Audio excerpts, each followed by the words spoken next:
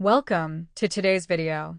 If you've ever wondered whether an invasive procedure like stenting or bypass surgery is truly necessary for stable heart disease, you're in the right place. Today, we're diving into the ISCHEMIA study, one of the most important studies in cardiology. This study set out to determine whether an invasive approach, cardiac catheterization and revascularization, actually improves outcomes compared to a conservative strategy with medications alone. Stick around to find out the surprising results and what they mean for patients and doctors alike. The ISCHEMIA study was a large, multi-center, randomized controlled study designed to evaluate the effectiveness of an initial invasive strategy, cardiac catheterization and revascularization, compared to a conservative approach using optimal medical therapy alone. The study focused on patients with stable ischemic heart disease and moderate to severe ischemia. A total of 5,179 patients were enrolled across 320 sites in 37 countries between 2012 and 2018. The median age was 64 years, with 77% of participants being male.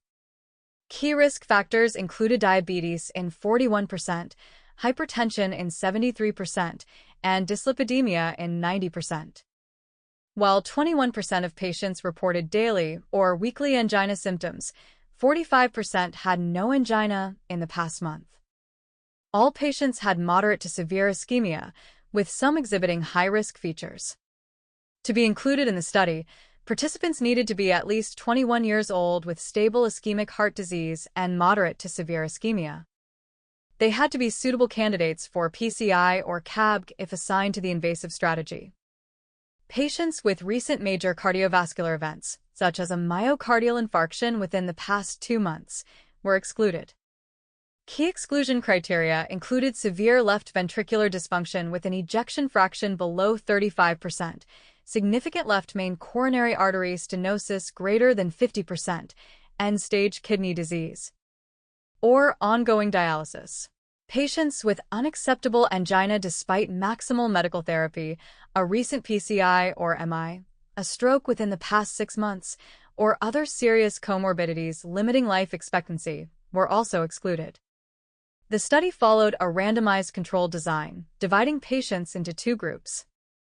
The first group underwent an invasive strategy, including cardiac catheterization, revascularization with PCI or CABG, and optimal medical therapy.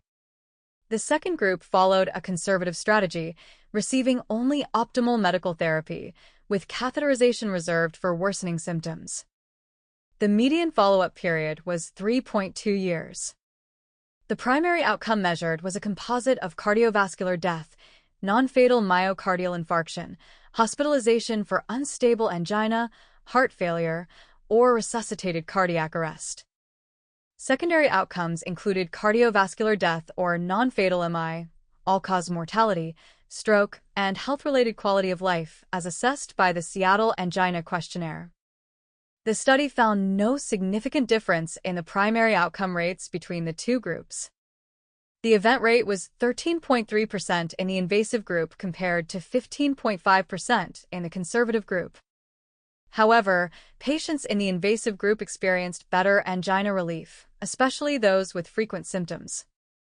While the invasive group had a higher rate of periprocedural myocardial infarctions, they experienced fewer spontaneous myocardial infarctions over time.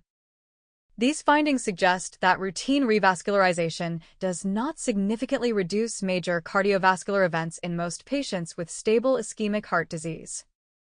However, the invasive strategy can offer better symptom relief for those with frequent or severe angina. Treatment decisions should be individualized, taking symptom severity and patient preferences into account. The study had some limitations. Crossover between treatment groups occurred, as some patients initially assigned to the conservative approach later underwent invasive procedures, which may have diluted the results.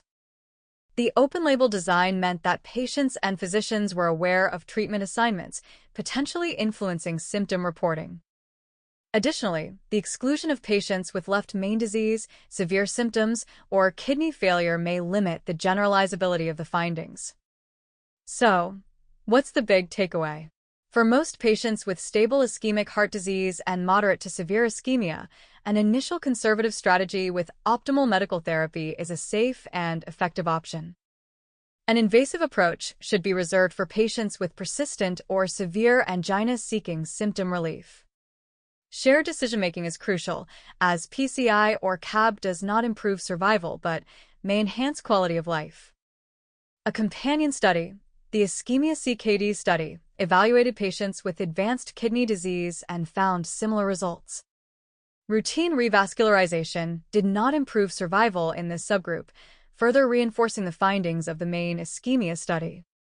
Looking ahead, future research should explore long-term effects beyond the 3.2-year follow-up period to provide further insights into optimal treatment strategies for stable ischemic heart disease. That's a wrap on the ischemia study. If you found this video helpful, make sure to hit the like button and subscribe for more deep dives into groundbreaking medical research.